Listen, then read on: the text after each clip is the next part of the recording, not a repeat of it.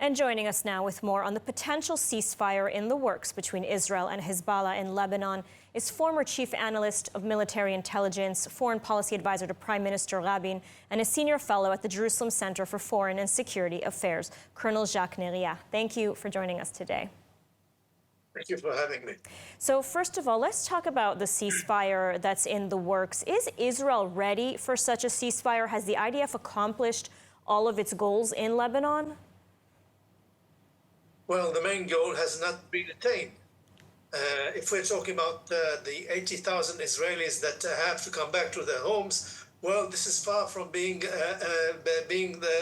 realistic or being concrete. In any case, I mean, the conditions that Israel has set today concerning a potential ceasefire with Lebanon are totally unacceptable to the Lebanese. I mean, you're talking about the right of hot pursuit by Israeli forces inside Lebanese territory if there is a danger or there is a threat concerning Israel's security.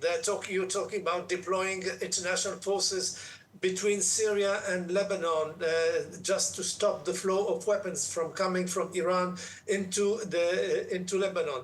These conditions are not accepted by any Lebanese. It's not just Hezbollah. And then you have to add something else. You have to add that most of the Lebanese are not all united against Hezbollah. You have at least 50% who are siding with Hezbollah, siding with its efforts.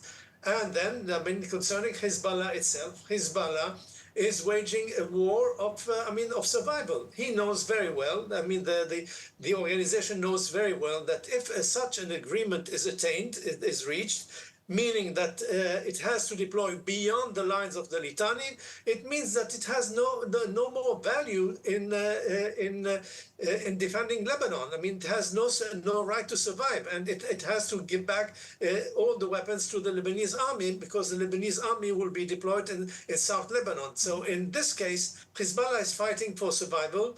The Lebanese are not united. The conditions put by Israel are unacceptable.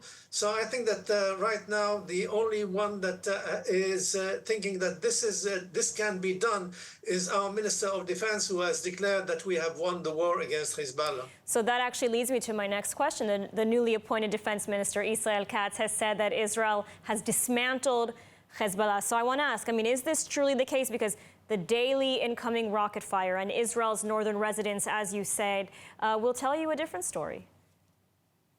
Well, let's put that into real terms. The former defense minister said that Hezbollah has lost 80% of its potential, 80% of its arsenal, and is left with 20%. 20%, okay, let's do the calculation. What's 20%? 20% is almost 40,000 rockets and missiles, ballistic missiles included, and all the rest. It means that Hezbollah can wage an attrition war against Israel for more than between 100 and 200 days more. This is not the end of it.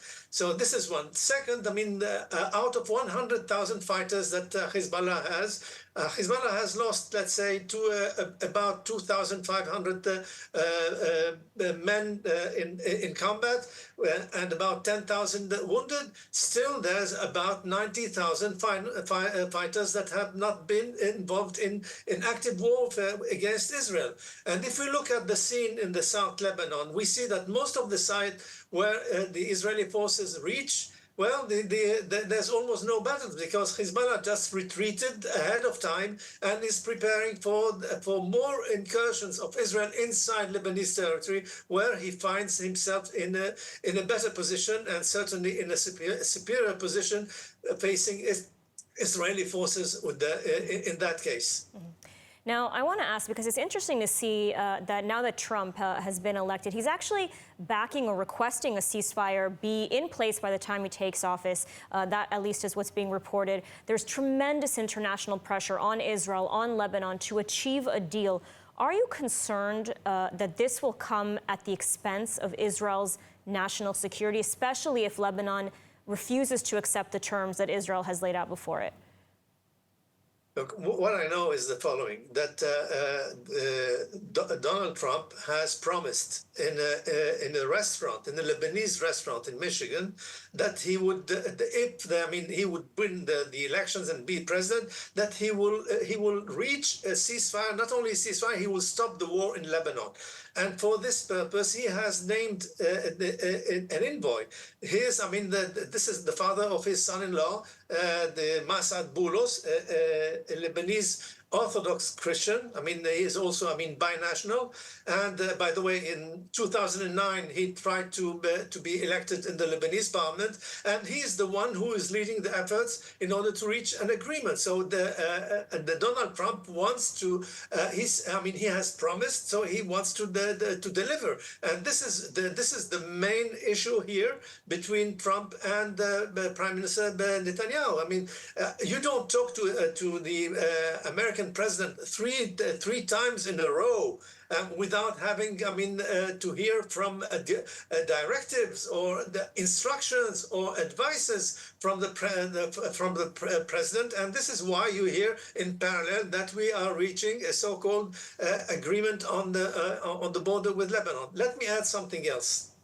Even if we succeed in convincing the Lebanese that the Israeli terms are the best of terms and they will accept it, we need a president in Lebanon to sign the agreement. Without a president in Lebanon, and this is not going to happen in the next few weeks, then there will be any agreement that is reached is invalid. It has it is worse. Only the paper is signed on. All right, well, Colonel Jacques Neriah, thank you so much for your analysis today. Thank you.